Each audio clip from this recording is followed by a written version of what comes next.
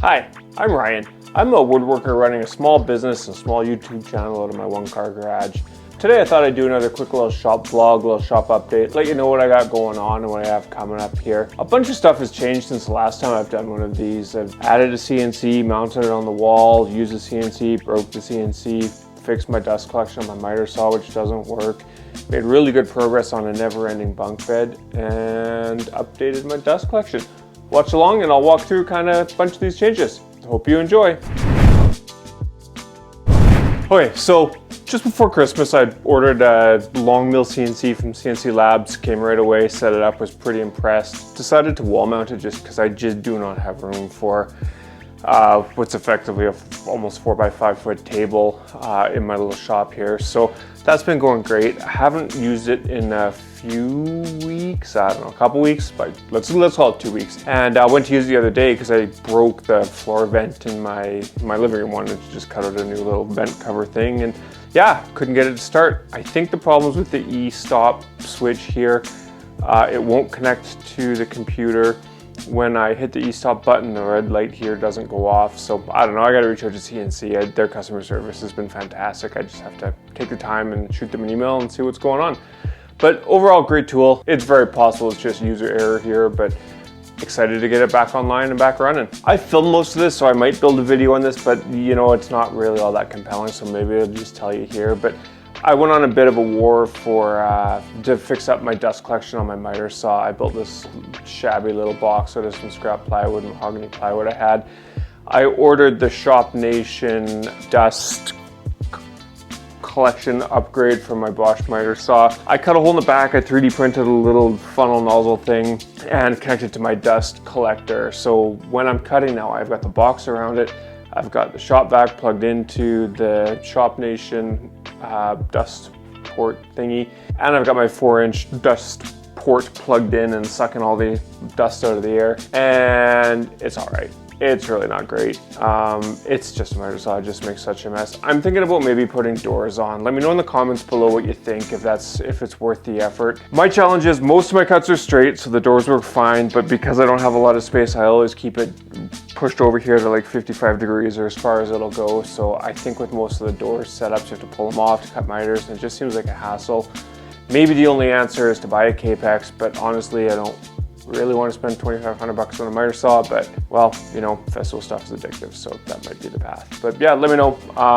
Overall, the Shop Nation stuff is really good. It actually does make a pretty big difference. There's some scenarios where when you're cutting through big boards, the dust just doesn't get to it, so it doesn't have a hope. But of all of this, that's for sure the best upgrade. So if you have a Bosch miter saw or a DeWalt miter saw and you're looking at a step up in dust collection, yeah, just shout out to Shop Nation. I ordered it, paid for it, took a couple weeks to come, easy to set up, he's got a good video on it. So yeah, just thumbs up to Shop Nation. And speaking of dust collection, I added this 55-gallon drum. I originally bought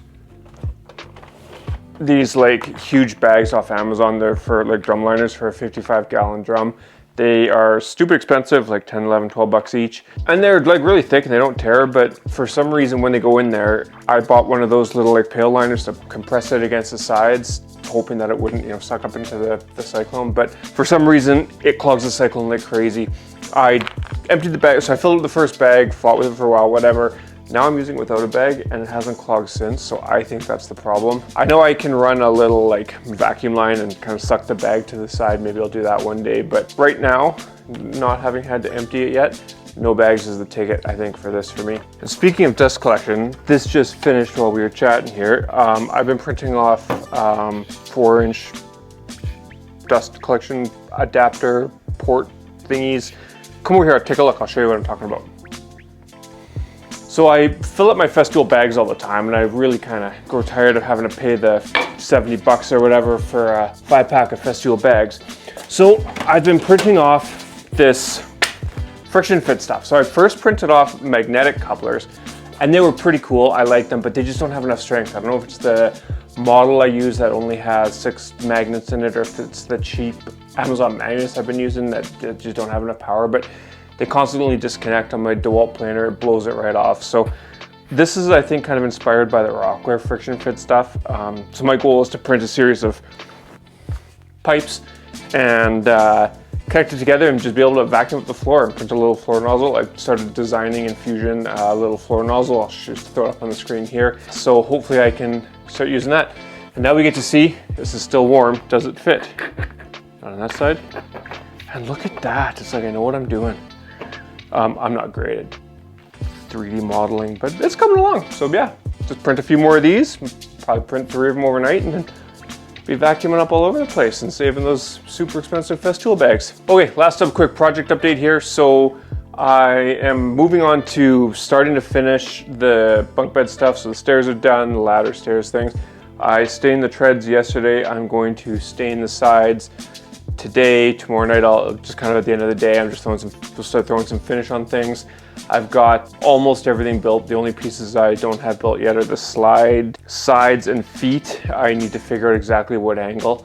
I was initially going to build it at 45, but I did some reading and that seems a little bit steep at 45 degrees. The internet recommends more like 30, 35, but it's average pitch for the entirety of the slide, including the little flat kick out at the bottom. So I'm going to have to do some probably pretty advanced basic math here to figure out what the angle should be, but I think I'll end up for the steeper part of the slide around 40 degrees just to tighten it up a bit because it got really long. Like it was like 9 feet deep with a 30-degree angle, and I think it's just too long, and I think that it would be too slow. So yeah, just trying to find the sweet spot for that.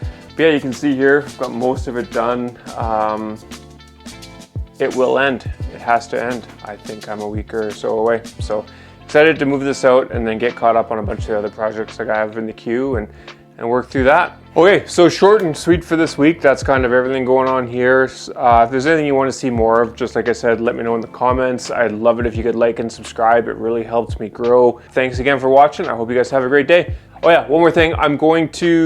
There's probably nobody left to watch this, but anyways, I'm going to start being more diligent about posting just one little shop update like this per week and then one kind of more project focused video. So stay tuned for that. I got some pretty cool stuff planned out in the old Mind Palace here. So hope to put that on video and post it online. Anyways, have a great day.